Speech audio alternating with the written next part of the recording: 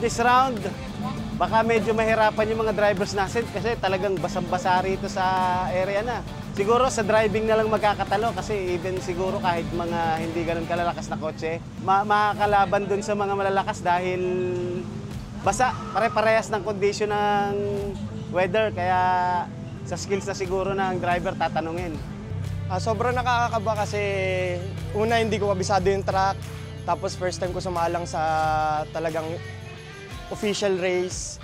Ayun, ang hirap kabisaduhin ng mga track dahil first time kong talagang sumabak sa mga ganitong race. So ang expectation ko po is to have fun and enjoy. And syempre to learn more and new tips sa mga veterans po natin sa slalom industry po.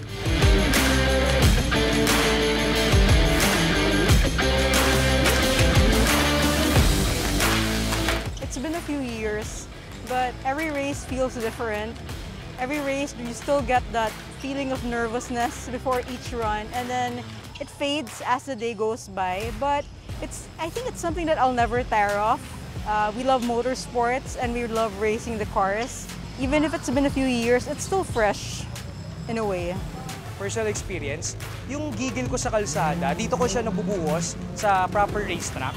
So hindi ko na siya, kumbaga nag-learn na rin ako ng discipline, nag-create na rin ng discipline. So di na po ako lumahataw sa streets, di rin po ako sumasali sa mga illegal races. Sa mga legal races na rin po, mas masarap and mas enjoyable ang legal race. This is my first time joining. Bale, nakaka-excite siya, tsaka thrilling kasi unang-una, yung work na in-apply ko sa paglalaro, na-apply ko rin siya sa real-life racing. Ayan.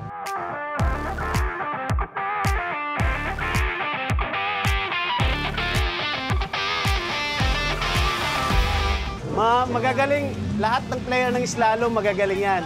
Sigurado kasi ito na yung pinaka-technical na uri ng ganitong motorsports. Sa ganitong larangan, sa short circuit na ganito. Si Enrico Puso nandiyan sila Richard Gallardo, yan, magagaling sila lahat yan. Sila Rodjang, lahat sila mga superstar na yung mga yan.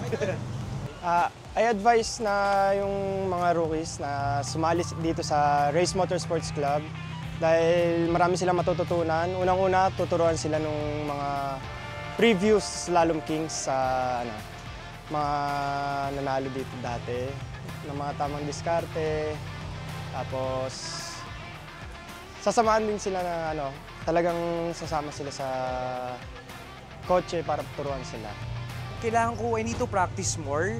And dapat hindi po ako masyadong gigil sa takbo. Hindi ko po masyado tulinan and gigil lang po sa easy lang po sa brakes.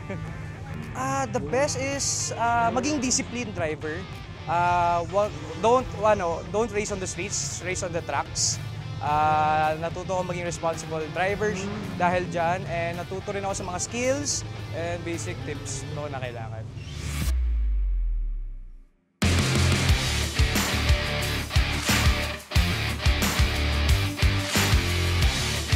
Una-una, gusto ko pang magpasalamat kay Tita Bing. Pinagpa-practice niya ako kahit di ako sumasali. Sa tito ko, si Oscar Nuque, na nagturo sa akin. I just really like to thank my dad for lending me his car for the past several years. And of course, for Pao for all his valuable advice and for the inspiration he provides. Wouldn't be racing at all unless I had my son with me. And of course, to you guys for always supporting us. And thank you po, Tita Bing, for tuloy-tuloy po na pag-organize po ng slalom kasi since bata pa po ako, nanonood pa po ako sa inyo back in Robinson's Fairview. Di pa po ako nakakalahok noon, bata pa po, and pangarap ko po talaga mag-join sa slalom. And sa mga fellow racers po, good luck po sa atin. Message ko sa organizer, thank you sa mga ganitong uri ng mga palaro. Tuloy-tuloy nyo lang po yung ganitong uri ng mga palaro para sa mga car enthusiasts na kagaya namin, especially sa mga nangangarerang kagaya namin para magtuloy-tuloy lang yung racing community natin sa buong Pilipinas.